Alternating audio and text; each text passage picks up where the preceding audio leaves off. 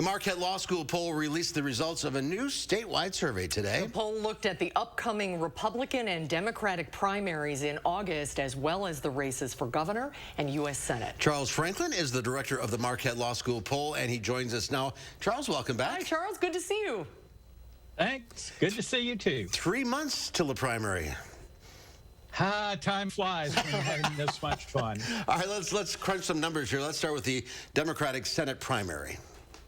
Here, the race has tightened a little bit. Mandela Barnes at 19, but Alex Lasry closing to 16. Sarah Godlewski up to 7 this time, and Tom Nelson at 5, the same as he was 2 months ago. This was a 10-point race in February. Now it's a 3-point race. There's a substantial margin of error of plus or minus 6.6 percentage points. People should keep that in mind. And still 48% say they don't know who they're going to vote for. Oh, that's interesting. So a lot of independent voters are up for grabs. There's a lot of votes out there. And Mandela hasn't started any television advertising yet either. That's right. And I think this is an example of Lasry and, to some extent, Godlewski have been spending more on advertising in the last few months, and it seems to be paying off a little bit. Barnes maybe is keeping his powder dry to use that money for advertising a little later in the game. We'll see how that turns out for both sides in this. All right, let's take a look at the numbers for the Republican primary for governor. Well, here we've seen very little change since February. We were already doing the survey when Tim Michels announced he was entering the race, so unfortunately he couldn't be included in the survey this time. We'll obviously include him next time. But we have Rebecca Clayfish in the lead at 32%, Kevin Nicholson at 10%, and Tim Ramthun at 4%.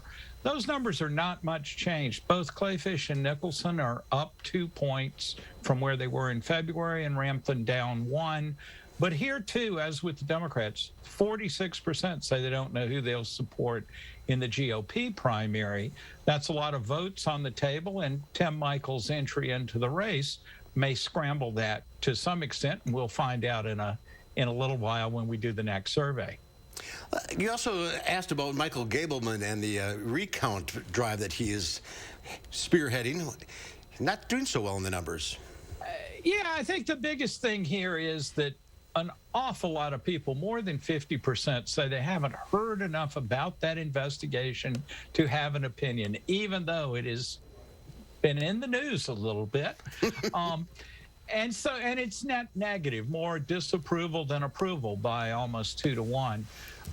It's also striking that Republicans, who are by far more concerned about the 2020 election, are actually the least aware of Gableman's investigation. 64% of Republicans said they hadn't heard enough about it versus 50% of Democrats who had.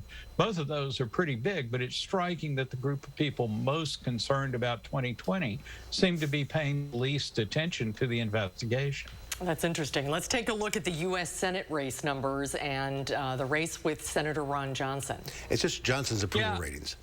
His favorability ratings, we didn't do head-to-head contests yet, because who knows who the Democrat's going to be for that. But Senator Johnson improved a little bit, but still is underwater. 36 favorable, 46 unfavorable, a net of -10.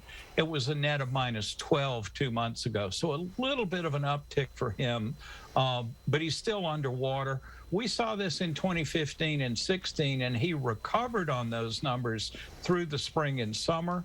He's a little later to start to move this time, so we'll have to pay attention to that and see if he can pull off the same trick he did in 2016, recovering from bad numbers to go on and win in the fall. Things are heating up, and I'm sure we will be seeing you soon, Charles.